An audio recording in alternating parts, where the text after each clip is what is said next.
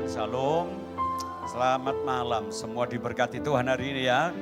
Puji Tuhan, kita akan lihat kebenaran firman Tuhan. Bapak Ibu yang dikasih Tuhan, waktu saya menyembah, waktu saudara memuji Tuhan, kita ada dalam hadirat Tuhan, itu rasanya ada jaminan kehidupan gitu ya buat kita ya. Kalau bisa kita ini dalam hadirat Tuhan itu rasanya sudah tidak perlu khawatir apapun juga ya.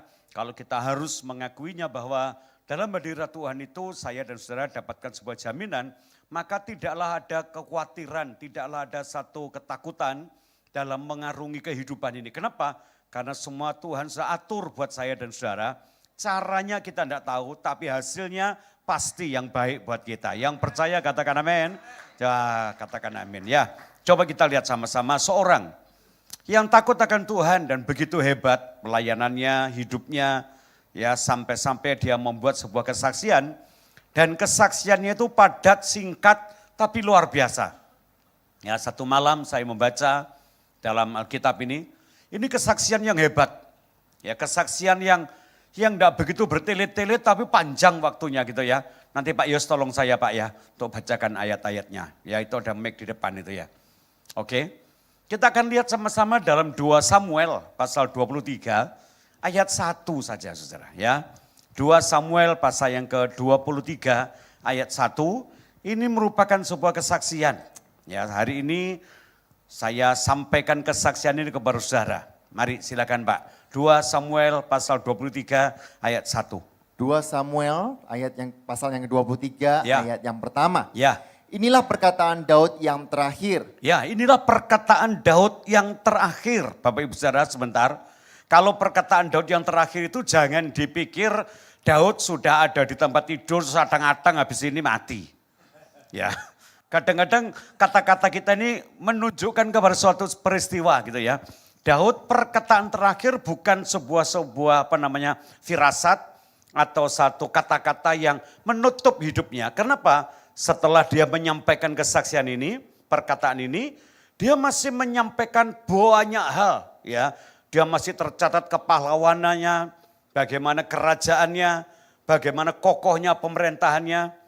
Lalu dia masih dapat menikmati melihat anaknya ditakbiskan menjadi raja. Bahkan dia masih mempersiapkan pembangunan bait suci yang akan dibangun di kota Yerusalem. Dan masih panjang lagi kehidupannya. Tapi perkataan ini adalah sebuah perkataan yang disebut dengan Mazmur yang paling akhir. Jadi pada waktu itu Daud ingin menutup semua kesaksiannya itu dengan kesaksian ini. Tolong Pak, bagaimana katanya? Tutur kata Daud bin Isai. Tutur kata Daud bin Isai. Dan tutur kata orang yang diangkat tinggi. Yaitu tutur kata orang yang diangkat tinggi. Orang yang diurapi Allah Yakub. Dalam pengurapan Tuhan dalam hidupnya dia. Terus Pak. Pemazmur yang disenangi di Dan Israel. dia adalah pemazmur yang paling disenangi di Israel. Kita lihat ya, kitab Mazmur itu sebuah kitab yang panjang ya. Yang menulis Mazmur itu banyak sekali di sana. Ada Musa ikut menulisnya, ada Daud nulis, ada Agur juga nulis, Salomo juga nulis ya. Tapi semua Mazmur-Mazmur yang ada dalam kitab Mazmur yang paling disukai oleh orang Israel sampai dengan hari ini adalah Mazmur Daud. Lah kenapa? Karena Mazmur Daud itu adalah sebuah mazmur. Apa tuh mazmur itu? Mazmur itu nyanyian yang menceritakan tentang kebesaran Tuhan. Ya, mazmur itu adalah orang yang bermazmur itu adalah orang yang memberitakan firman Tuhan tapi dalam bentuk lagu. Ya, Bapak Ibu, mungkin ada Bapak Ibu yang pernah masuk di sebuah misa di gereja Katolik atau mungkin ada manten, mungkin ada misa ekaristi gitu ya. Biasanya dalam misa mereka itu pelayannya disebut dengan imam. Jadi romo yang dapat tugas menjadi imam dibantu oleh pembantu-pembantu imam yang namanya misdinar. Tapi di bawah itu ada mimbar kecil di bawah, bukan yang di altar. Itu tempat untuk seorang pemazmur. Ya, pemazmur itu menyampaikan pujiannya, ya, menyampaikan pujian berbentuk penalaran firman Tuhan tapi lewat lagu. Bagus sekali. Ya. Nah di antara mazmur-mazmur itu saya katakan miliknya Daud itu paling disukai. Kenapa? Mazmurnya Daud itu mazmur yang lahir dari sebuah pengalaman pribadi.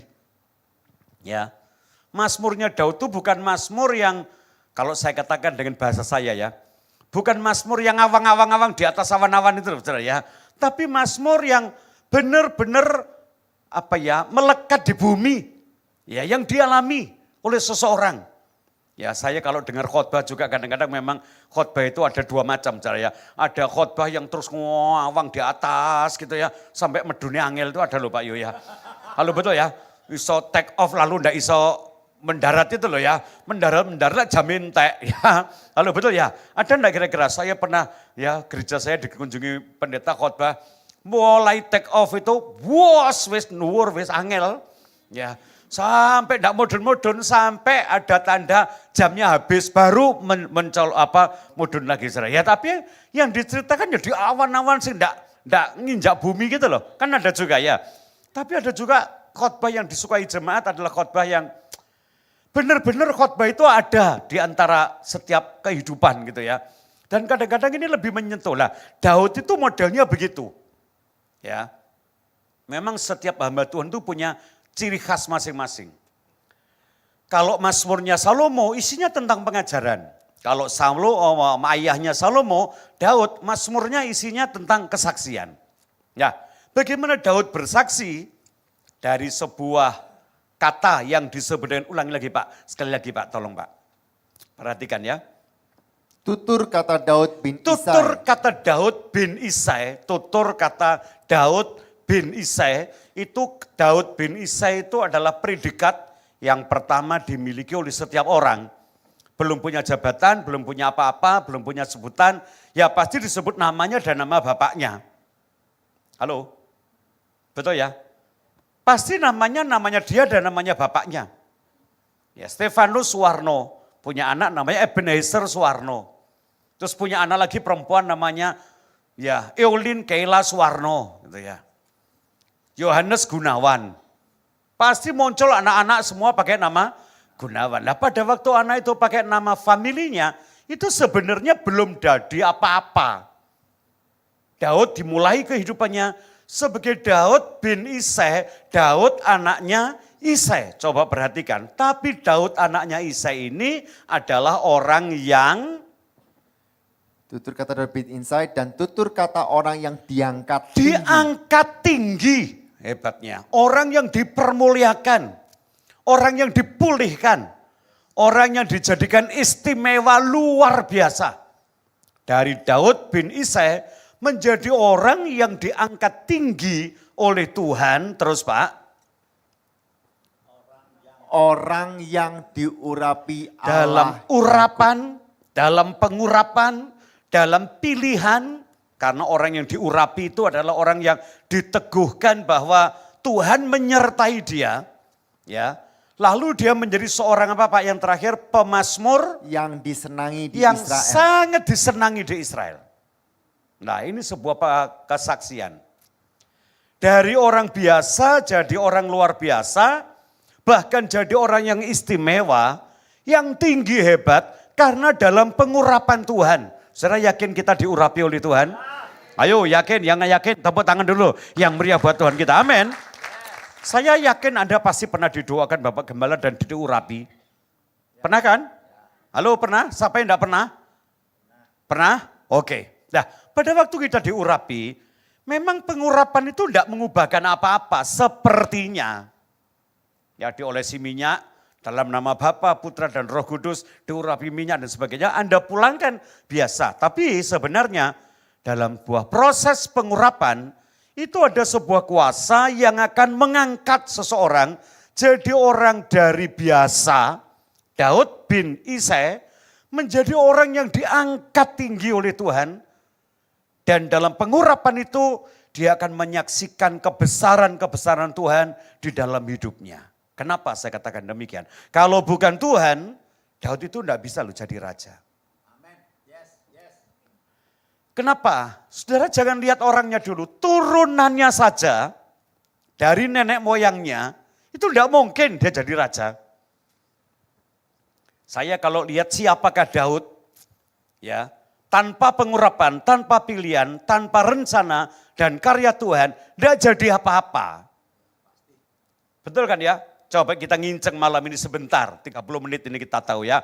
Daud ini sopo sih sebetulnya itu. Satu kali di Bethlehem, tempatnya dia lahir, di kotanya dia, waktu itu namanya Bethlehem Efrata, ada sebuah kejadian. Rut pasal 4, coba kejadiannya, lihat ya. Rut pasal yang keempat ayat 17 Pak. Rut pasal 4 ayat yang ke-17. Ya.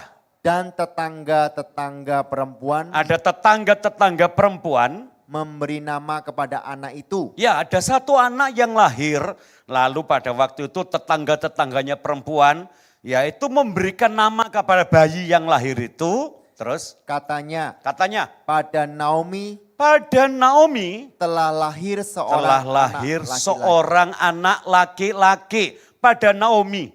Tahu kok Naomi? Naomi adalah istrinya Elimelek, orang kaya dari Bethlehem. Hanya karena di Bethlehem ada kelaparan, Elimelek itu mengajak istrinya namanya Naomi dan kedua anaknya, ya, yang laki-laki namanya Mahlon dan Kilion. Mereka meninggalkan daerah Bethlehem, turun ke Efrata, pergi ke padang gurun namanya Yudea, lalu nyebrang menuju ke dataran Moab, ngungsi di sana.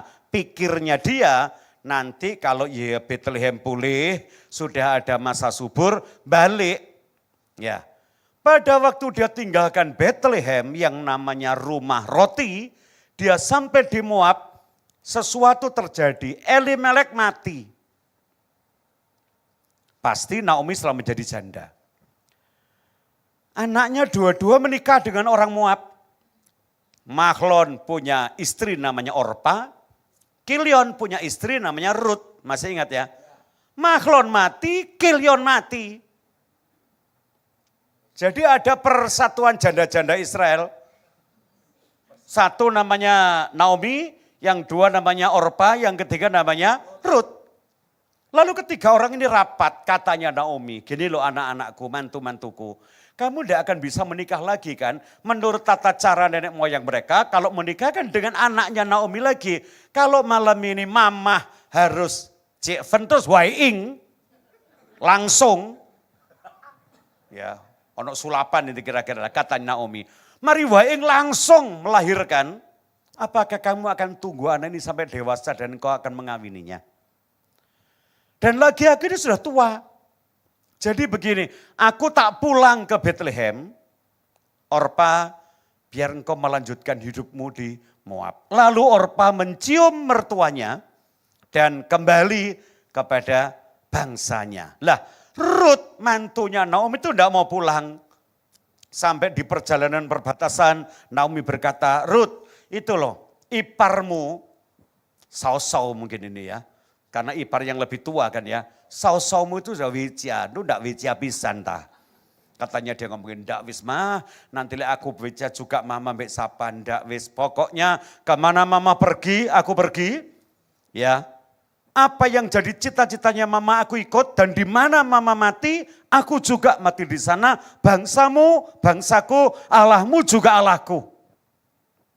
Tekad sudah. Kalau begitu kamu mau masuk Bethlehem? Ya, aku mau ikut mama ke Bethlehem. Sampai di sana, Rut ini bukan hidupnya enak untuk menghidupi mertuanya.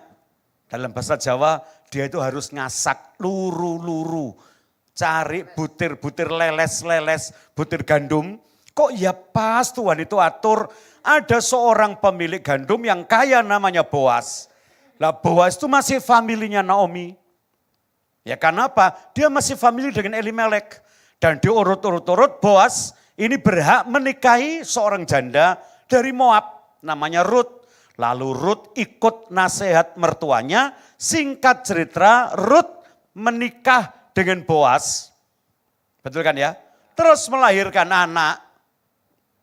Lah orang sak desa itu berkata, Naomi datang, Naomi jangan panggil aku Naomi, panggil aku Mara. Kenapa? Karena yang pahit telah terjadi padaku, tapi sejak Rut mengandung dan melahirkan seorang anak laki-laki bayi itu dipangku oleh Naomi, tetangga-tetangganya semua berkata, pada Naomi telah lahir seorang anak laki-laki. Terus Pak. Lalu mereka menyebutnya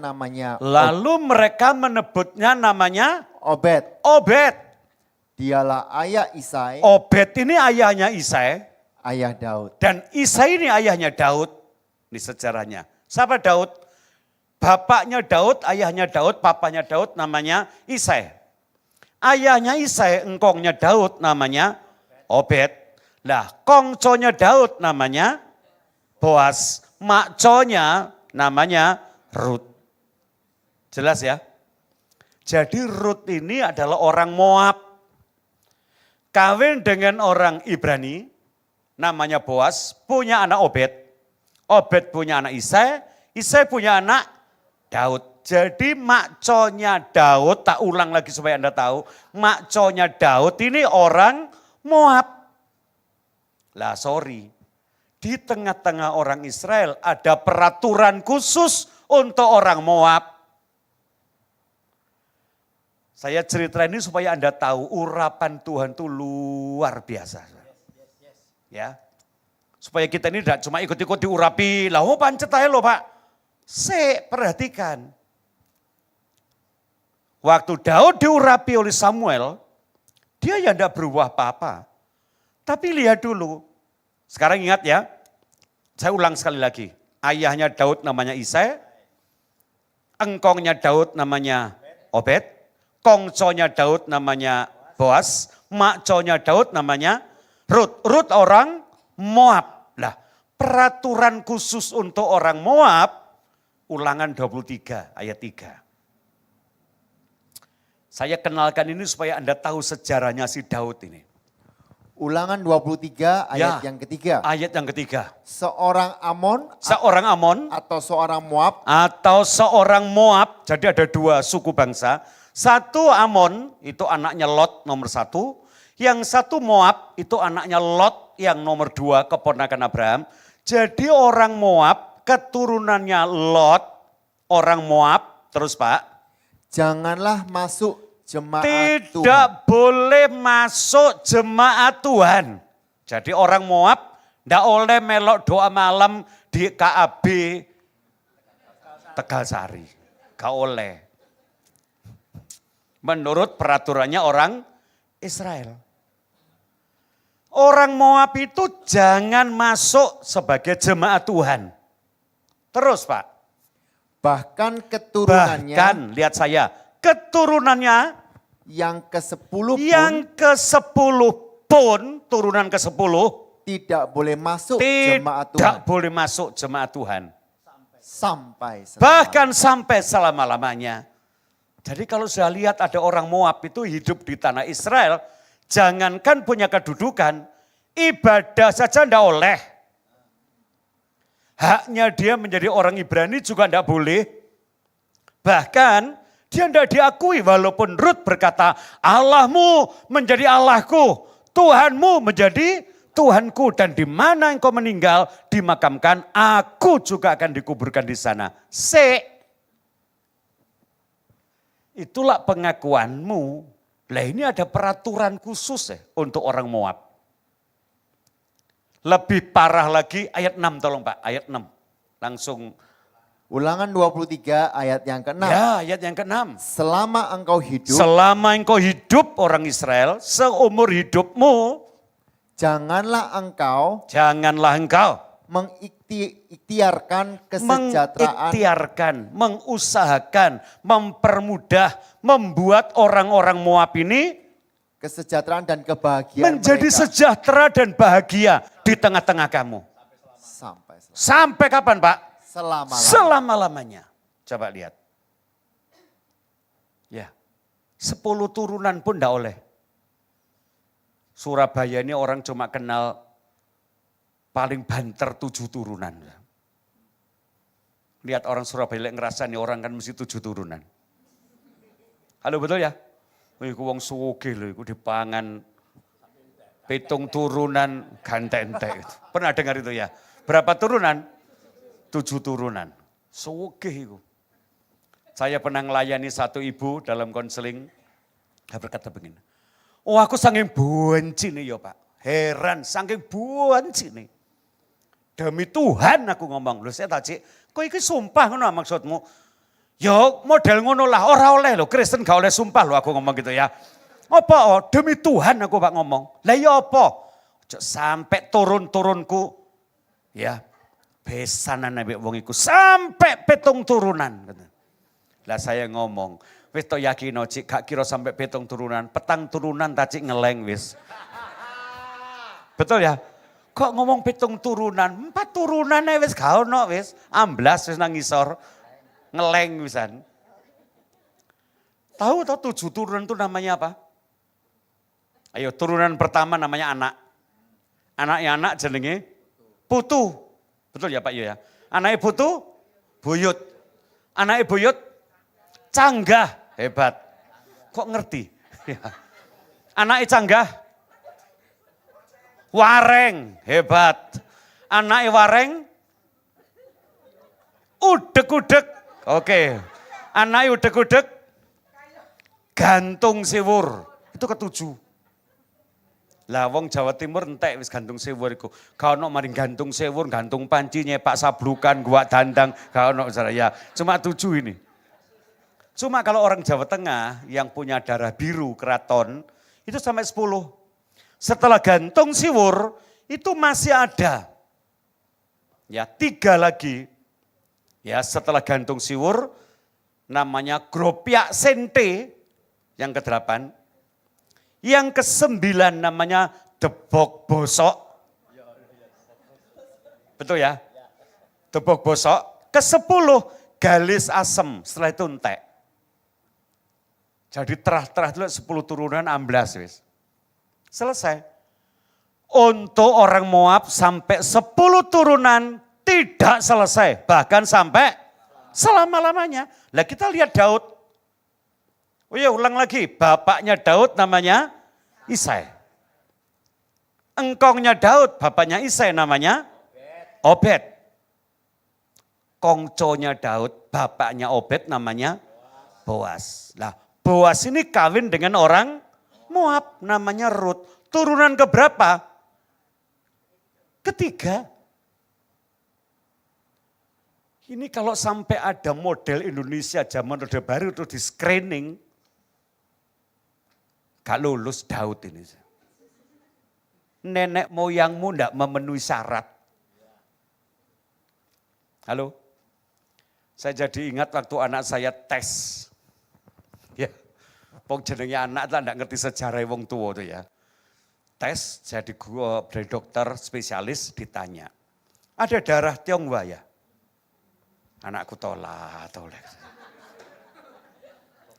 Ya. Kayak gini mikir ya apa gitu jawabnya. Terus kan ngomong apa? Ada. Api wis kan wis.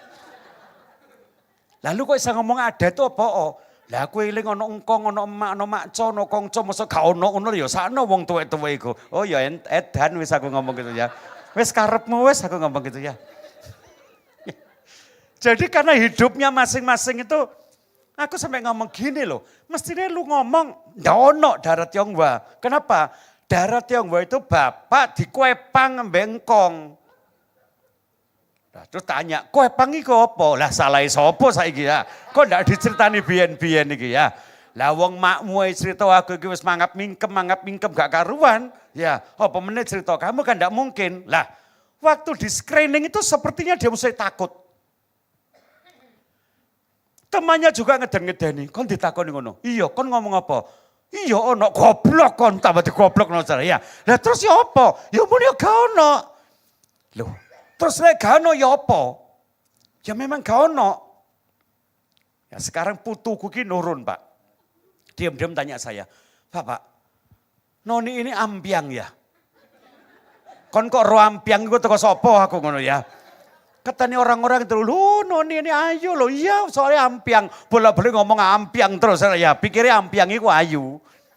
Tak jak ke Solo, ya tak jak ke Solo, kon ro ampiang itu apa? Ini loh ampiang, gulo kacang ini wong Solo ngomong ampiang. Hah? Loh gulo kacang ini ampiang ya? Iya. Lah kok noni disebut ampiang? Ampiang itu apik, kenapa? Gulo kacang sing paling enak itu gulo nih gulo Jawa, kacang Cino lah dadine kon iki. Oh, berarti aku ini gula kacang ya, ampiang iki lho, Saudara, ya. Ya. Kalau kita lihat waktu diumumkan anak saya diterima, itu mujizat luar biasa. Apa yang ditakuti? Ya, saya sampaikan kepada saudara, masa depan kita ini Tuhan yang menentukan. Sudah jangan khawatir, orang yang dalam Tuhan tidak pernah mikirkan masa depan. Anak, cucu, cicit, buyut, canggah, wareng, udek-udek, gantung sewur, gantung panci, nyepak, sablukan, kabeh Tuhan yang akan menjaminnya. Yang setuju katakan, amin. Yang percaya katakan, tepuk tangan dulu yang meriah buat Tuhan kita. Yakin? Dalam pengurapan Tuhan itu kita dipersiapkan loh masa depan kita. Ya, makanya Anda kalau berdoa, ada dalam hadirat Tuhan, dalam pengurapan Tuhan, tidak usah khawatir. Hanya, ini yang penting lagi penutupnya, hanya kita lihat kehidupan Daud waktu dia diurapi. 1 Samuel 16. Ayat piro itu 13 mungkin ya. 13. 1 Samuel pasal yang ke-13. 1 Samuel 16 ayat yang ke-13. Ya. Samuel mengambil tabung tanduk. Lihat, yang ini kejadiannya waktu Samuel diurapi. Samuel mengambil tabung tanduk yang berisi minyak. Terus? Itu dan mengurapi Daud. Mengurapi Daud. Di tengah-tengah saudara-saudaranya. Di tengah-tengah saudara-saudaranya. Terus? Sejak hari itu ya. Dan seterusnya. Ya. Berkuasalah roh Tuhan atas Daud. Berkuasalah roh Tuhan atas Daud. Lalu berangkatlah Samuel menuju Rama. Hebat. Jadi waktu Samuel diurapi oleh, Daud diurapi oleh Samuel, itu kira-kira umur 16 tahun. Sedang apa dia? Sedang menggembalakan kambing domba. Isai sudah tua, mungkin ya lali jumlahnya anak itu piro. Saudara-saudaranya Daud itu sekandung ada 8 orang. Nomor 1 namanya Eliab, nomor 2 Aminadab, nomor 3 Saama, nomor 4, 5, 6, 7 tidak disebut namanya di Alkitab. Nomor 8 Daud. Waktu dia diurapi, setelah pengurapan selesai, Anda jangan pikir, dia naik bagal atau kereta kencana atau kuda, lalu diarak masuk Yerusalem. Hidup Daud, dorong. Kemana dia? Samuel setelah mengurapi, dia pulang ke kotanya Samuel, namanya Rama. Rama itu sekarang jadi kota besar. Tapi masuk daerah Filistin, ya Palestina, namanya Ramallah. Sekarang itu Ramallah. Di situ ada makamnya Samuel, di situ juga ada makamnya pemimpin PLO namanya Yasir Arafat. Ya. Sekarang tinggal istrinya, orang Kristen yang setia, istrinya Yasir Arafat namanya Sulaiha Arafat. Coba lihat. Daud kemana? Daud kembali ke padang penggembalaan. Memang tidak ada perubahan apa-apa. Anda jangan pikir mari diurapi terus, kok aku ya pancet aja Pak. Loh pancet, katanya dadi opo. Loh karepe opo terusan, terus ireng diurapi metu, rodok putih aku gano saya. Itu kan Natasha yang bisa mengerjakan itu, betul ya? Ya. Jadi kalau jemaat diurapi oleh gembala lalu pulang, ya memang pancet. Lalu Anda di mikrolet rasan-rasan, kon kroso apa? Gak kroso apa-apa, ya memang rada adem sak lapi terus hilang. Ya ancane hilang minyak urapannya. Tapi pengurapan itu menunjukkan bahwa Daud ada sebuah perubahan yang orang lain tidak bisa melihatnya kecuali dia. Apa perubahan itu? Tolong Pak, sejak hari itu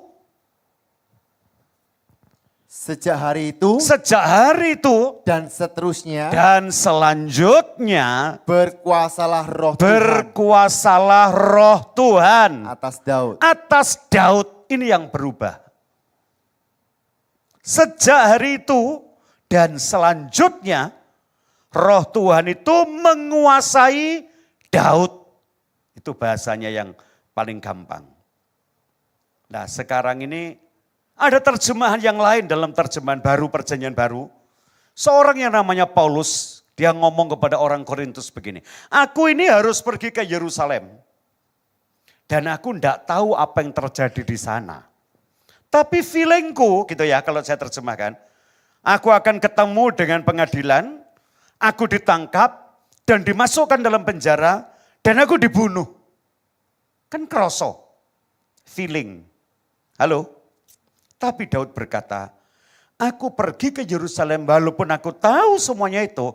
Aku tidak bisa apa-apa. Kenapa? Aku ke Yerusalem sebagai tawanan roh. Pernah baca itu? Sebagai tawanan. Tidak bisa keluar macam-macam, tidak bisa bantah.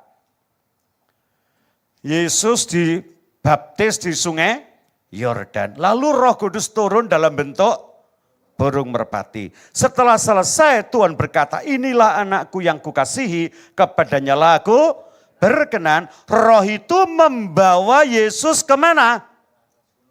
Ke padang gurun. Betul ya? Untuk apa? Dicobai. Ini namanya Yesus dikuasai oleh roh itu. Daud dikuasai oleh roh itu. Nah saya mohon Paulus juga dikuasai oleh roh itu. Dan kalau Anda mau, siapa yang sudah diurapi itu mestinya roh Tuhan yang menguasai kita. Ojo diwalik roh itu kita kuasai. Nah kebanyakan itu ada banyak orang merasa diurapi tapi roh itu yang dikuasai. Dia yang dikte roh itu. Ayo sekarang Roh Kudus kita ke sana ya. Nanti begini ya, buka jalan buat saya ya. Ya wis selamat no lo ya, alangan-alangan aja sampai ono lo ya. Ya lancar jaya, ya wis. Bukan begitu, waktu orang diurapi roh, roh itu yang menguasai dia. Paulus tahu nanti di Yerusalem aku ditangkap. Tapi bagaimana aku tidak datang? Wong aku sebagai seorang tawanan. Mau tidak mau ya nurut. Nah sekarang ini ada banyak orang diurapi. Tapi banggil. Greget no kan saudara ya. Jadi orang yang diurapi Tuhan itu mesti nurut, ikut. Ya tak? Nah Anda sekarang lihat. Hidup saya dan saudara ini dipersiapkan Tuhan memasuki sebuah fase kehidupan yang luar biasa. Saya yakin urapan itu sudah ada dalam kita. Amin. Bahkan urapan itu memberi hikmat. Urapan itu lebih hebat dari seorang guru dalam hidup kita. 1 Yohanes 2 ayat 27 ayat terakhir ini. Bagaimana kalau orang diurapi Tuhan itu? 1 Yohanes 2 ayat yang ke-27. Ya. Sebab di dalam diri kamu Sebab dalam diri kamu tetap ada pengurapan. tetap ada pengurapan. Yang setuju tepuk tangan dulu yang meriah. Yakin ada pengurapan? Yuk tangannya ditaruh di atas kepala. Dikatakan saya percaya di atas hidup saya tetap ada pengurapan. Yang percaya katakan. Amin. Lanjut Pak. Tetap ada pengurapan yang telah kamu terima daripadanya. Ya. Karena itu tidak perlu kamu diajar oleh orang lain. Kamu tidak perlu diajar oleh orang lain untuk menentukan kehidupanmu. Kecuali kamu hanya diajar oleh pengurapan itu, oleh roh itu yang mengurapi kamu. Iya kan? Kita tidak perlu dari orang lain, jadi orang lain, ikut-ikutan orang lain. Bergaya kayak orang lain. Tidak perlu. Roh itu yang mengurapi kita akan mengajarkan sesuatu kepada kita. Memberikan hikmat dalam segala sesuatu. Roh itu loh yang mengajar kita. Lanjut. Tetapi sebagaimana pengurapannya mengajar kamu. Seperti pengurapan itu mengajar kamu. Tentang segala sesuatu. Tentang segala sesuatu. Dan pengajarannya itu benar. Dan pengajaran itu benar. Tidak dusta. Tidak dusta. Dan sebagaimana ia dahulu telah apa Pak? Mengajar kamu. Mengajar kamu. Demikianlah hendaknya kamu. Demikianlah hendaknya kamu. Dengar baik-baik. Demikianlah kamu. Tetap tinggal di dalam dia. Di dalam dia. Jangan keluar. Kemanapun dia bawa. Ayo kita nurut. Amin. Tuhan kok tidak membawa aku kepada sukacita. Nanti dibawa ke sana. Bawanya ke sukacita. Lewatnya memang lewat duka cita. Amin. Orang tuh punya tujuan. Saya dari Malang pagi melayani di Wing. Ya, habis itu ke Pasar Atom. Dari Wing terus saya PA. PA itu ya Pasar Atom itu loh saudara ya. Jadi ojo ruwet PA iki apa ya Pasar Atom ini. Jadi untuk apa Pasar Atom? Ya ngentekno waktu lah, saya mau kemana? Ngiyup ya panas-panas, nang jero montor ya gak betah. Ya wis lungguh kono, pojok kono, lungguh kono, pojok kono, mangan cakwe, mangan roti goreng, mangan bikang, wareg, ya toh. Ya. Lalu saya ke sini. Tujuan saya kan ke sini. Lah perkara saya pergi ke Pasar Atom, itu kan menuju ke sini itu saya mesti ke sana dulu. Apakah harus? Enggak. Misalnya lain waktu saya mau ngasuh di baksoan ngarepe Mawar Serong itu oleh apa enggak? Oleh. Lain waktu mana aku leren di muka Yapeng itu? Oleh enggak? Oleh. Lain waktu aku ke sini terus aku enggak ke sini, oleh enggak? Dilabrak Pak, yo betul ya. Karepmu dhewe, betul ya. Nah, tujuan itu telah ditetapkan. Tapi yang dilewati itu masing-masing orang enggak sama. Yang jelas hari ini saya usul dalam bahasa kekeluargaan. Wislah, ojo ngeyel, ojo banggel, nurut toy. Dibawa kemana oleh Tuhan, ayo wislah. Kenapa? Kita tahu tujuan utamanya adalah kita sampai kepada sebuah kemuliaan. Urusan mampir kono, mampir kini, bawa kono, bawa kini, biar dia yang menentukannya.